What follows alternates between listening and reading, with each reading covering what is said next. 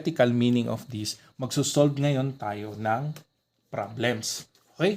For us to understand. Ngayon, if you would go to page 40 of your handbook, meron po tayong problems doon. So, dito tayo mag-solve. Okay? Pakita natin step by step kung paano natin isosolve yung problems niya. Number 1. Okay?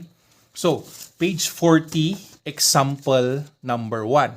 So, says, how much heat must be added to a 5 kilogram of water to increase its temperature by 20 degrees Celsius? The specific heat of water is 1 calorie divided by grams multiplied by degrees Celsius. Ngayon, okay, sige, how do we solve? First, we write yung given. Okay? Para ma-organize lang natin kung paano tayo mag-solve.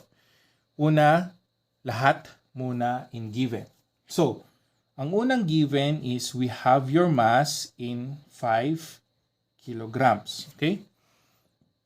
When also checking your given, be also mindful of your units. Okay? Unit. So, dito sa problem na to, 5 kilogram ang binigay. Next, we have also the change in temperature, which is what? 20 degrees Celsius. Okay? On a side note, just to remind you again and again, kasi you would be having your board examination soon, kailangan maging mindful kayo dito, okay? So, be mindful that change in temperature is what? T final minus T initial. Okay?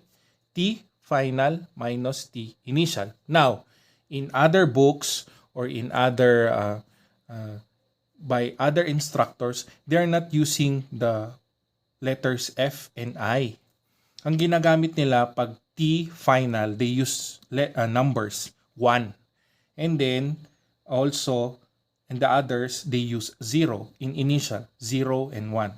Ngayon, please don't be confused of that kasi it still is the same principle. Ngayon, in other notes, okay? Other notes.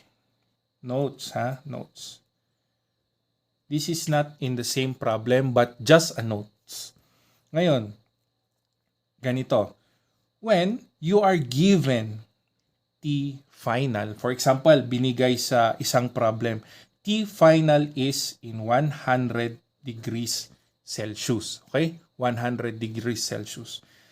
Always be mindful na meron tayong tinatawag na ambient temperature, AT. Ambient.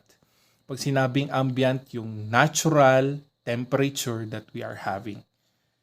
Which is always in a testing field. Testing field, sinasabi kong testing field is 20 degrees Celsius in a testing field. Ngayon, ganito kasi yan.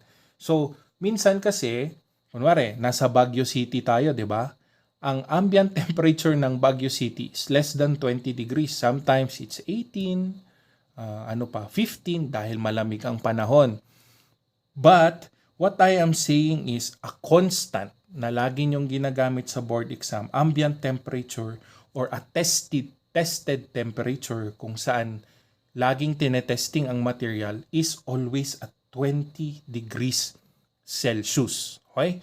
Tatandaan nyo yan. Kaya pag magbo-board exam kayo, binigay lang yung T final. Pero hindi sila nagbigay ng T initial. Always remember that your T initial, okay, this one, is at 20 degrees Celsius. Okay? Para hindi kayo malito. Ngayon, back to our problem. The problem is, so, meron na tayong i-square ko lang to, which is not given in the problem. It's just a note. Okay. Ngayon, sabi niya, the change or the increase. So, to increase its temperature by 20 degrees Celsius. So, meron kasi yung word na linagay niyang increase.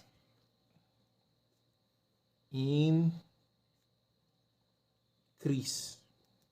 So sabi niya, itataas niya kasi yung temperature niya sa 20 degrees Celsius. Meaning to say, the change of temperature already was done by the what? By the system. Okay?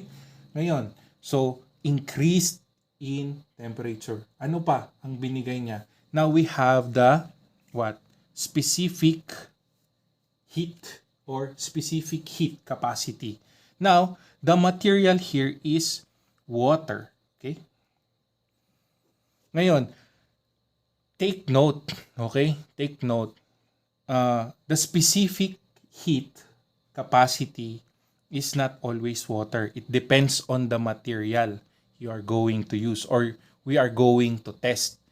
Pag nagsosolve kasi tayo ng problems or formulas, we are testing the integrity of the material. So, dito, ang nakalagay sa kanya is water, which is, ano ang sabi niya? 1 calorie divided by grams. Grams to grams multiplied by degrees Celsius. Now, take note, this is grams. Tapos sabi ko nga, always take note of the units. Ito ngayon, yung mass niya is in kilograms. Okay? Grams, kilograms, then this one is grams. So may forfeit na agad, di ba? Kasi dito pa lang, grams na siya, yung specific heat natin, grams lang. Yung mass is kilograms. So, you always need to balance your units, okay? Kung kilograms to, good tayo. Pero ngayon, kilograms ang mass, and then yung sa specific heat is what? Grams lang. So, we need to first convert our mass in grams. Okay? So, now, we proceed with our solution. Okay?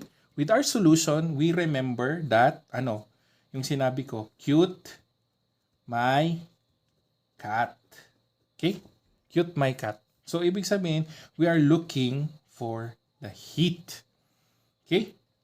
Now we substitute the values. First, we need to convert mass to kilogram to gram. Okay? Yan muna ang gagawin natin. So, sa 5 kilogram, meron siyang 1,000 grams in 1 kilogram. So, cancellation of units. Now, 5 times 1,000 is already equal to 5,000 grams. Okay? 5,000 grams. Next, now dahil equal na yung formulas natin, we have grams, the temperature also is in degrees Celsius. So, we are looking for heat. Ang unit ng heat is calories. Okay? Now, we substitute all the values inside the formula. So, Q is equal to what? Mass, which is 5,000 grams. Okay? 5,000 grams multiplied by what? The specific heat of water, which is 1 calorie divided by grams multiplied by degrees Celsius. Okay? Now, we have also the change in temperature. Change of temperature. Ito po yun, which is 20 degrees. 20 degrees Celsius. Now, with the cancellation of formulas, this and this and this and this. So, we have what? 100,000 calories. Okay. So, don't be confused. Now, if I will write this one in 1,000 kilocalories. Okay? Yun na. Now, let me explain. This one, this one is an other note, okay? Other note. Kasi minsan nakikita ko when you're solving, nagkakamali kayo sa mga notations nito. Now, 1,000 kilocalories is not equal to 100 kilocalories is not equal to 100 times 10 raised to 3 kilocalories. Okay? This is different. Okay? Hindi po to the same. Kasi, but this one, 100 kilocalories is equal to 100 times 10 raised to 3 calories. Okay? It is because of the notation K. Yung notation K po kasi is K is equal to 1 times 10 raised to 3. Yan po yun. So, if you put that one, parang ang mangyayari is 100 times 10 raised to 3 multiplied by 1 times 10 raised to 3. Dumadami po yung zeros niya. So, please remember, ha? Remember, iba po ito. So, 1,000 kilocalories is not equal to 100 kilocalories is not equal to 100 times 10 raised to 3 kilocalories. Kasi parang dinodoble mo yung multiplication nung system. So, please remember, ha, take note. Kasi dito tayo nagkakamali lagi. Okay? So, please take note of that one. Now, okay. Thank you for listening. Cut muna natin yung video.